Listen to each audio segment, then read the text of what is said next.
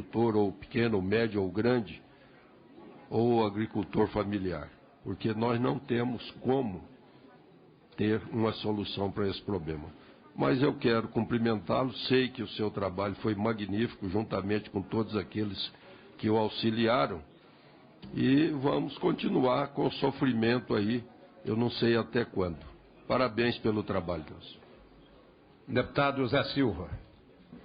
Senhor presidente, senhores parlamentares, toda a equipe que participou com o deputado Padovani da realização desse trabalho, quero também cumprimentá-los, né? Quero cumprimentar aqui também a presença do presidente da Emater de Minas e da Associação das Emateres, também o Eliezer e o João Francisco Delpino, que está nos visitando. Bem, senhor presidente, eu queria colocar mais um pouco dessa preocupação, desse relatório tão bem elaborado, e que o deputado Balestra, que é um profundo conhecedor desses desafios do campo brasileiro, nós fizemos um levantamento com o Ministério da Fazenda e queria solicitar aqui ao nosso relator e a esse presidente, eu vou citar alguns números aqui, que pudesse incorporar no seu relatório. Mas antes de falar esses números, eu queria reforçar também, um problema que nós temos é porque existem poucos estudiosos das dívidas rurais. Existem muitas pessoas, muitas lideranças que falam das dívidas rurais, muitos se apropriam dessa bandeira porque é uma bandeira que ela mexe nos pontos mais frágeis das pessoas, que primeiro com o agricultor mexe com o sentimento, mas mexe com o bolso também. E segundo, Balestra, os agentes financeiros, na verdade, eles não têm coração, eles têm cofre, né? Então, por isso, eles tratam com muito pragmatismo. Esses dados que eu vou citar aqui são dados do Ministério da Fazenda até outubro de 2011. Inclusive, eu já falei sobre eles com o relator, e se trata da agricultura familiar. O estoque de dívidas e de contratos até 2011, até outubro de 2011, do país, nós tínhamos naquele dia, não sei qual que é os números hoje, que já são 3 anos, 3,6 milhões de contratos, que dá um saldo, um saldo de dívida, de estoque de dívida, de 28 bilhões.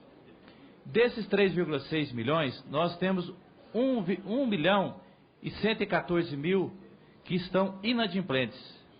Isso dá um saldo de quase 4 bilhões de dívidas, né? Esses recursos, essa inadimplência, reforçando, inclusive, as soluções propostas pelo relator, isso traz um custo para o país muito grande, porque o Tesouro paga de 2% a 4% para os agentes financeiros de taxa de administração. Isso chega a ser maior do que o próprio juro que o agricultor paga.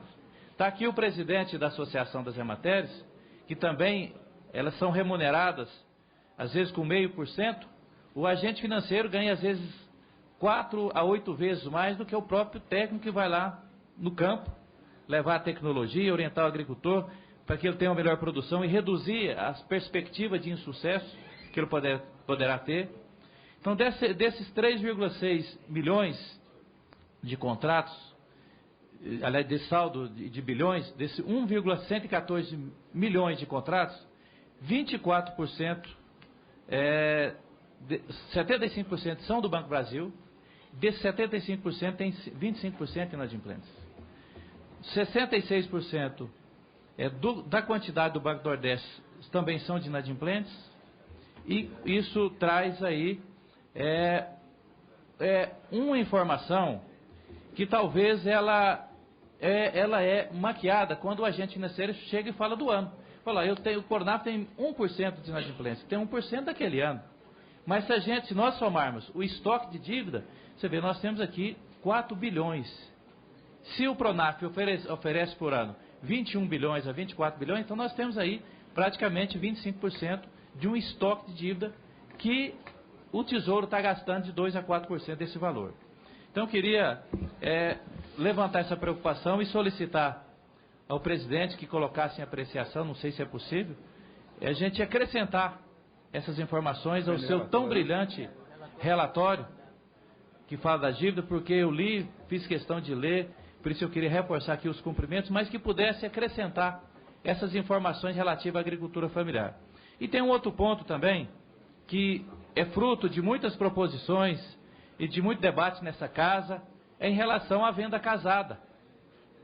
A venda casada dos agentes financeiros, que reforça o que o deputado Balestra falou. Também que a gente pudesse ter uma definição, uma posição definitiva em relação à venda casada. Você chega no agente financeiro, às vezes os produtos que o agricultor é obrigado a comprar para ter um financiamento é mais caro do que o próprio juro que ele paga daquele financiamento.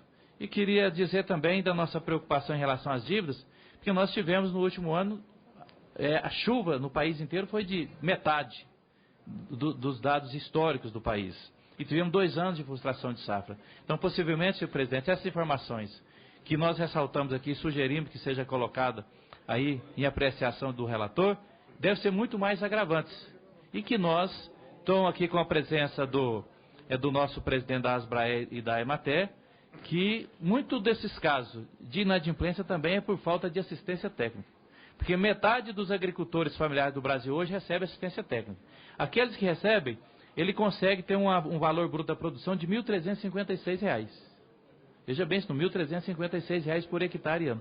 Aquele que não tem nenhum tipo de assistência técnica, ele tem uma renda, um valor bruto da produção, deputado Nelson Padovani, de R$ 639. Então, por isso que nós temos realmente que resolver a questão da assistência técnica e também ter uma ação definitiva do Ministério da Fazenda, do Ministério da Agricultura e do Desenvolvimento Agrário em relação às dívidas. Porque nós sabemos que tanto o Ministério da Agricultura como o Ministério do Desenvolvimento Agrário, eles não têm, estou encerrando, presidente, eles não têm autoridade para resolver a questão das dívidas, porque quem manda, quem assina o cheque e libera o dinheiro, que é o Ministério da Fazenda. Deputado Bongás, como último inscrito.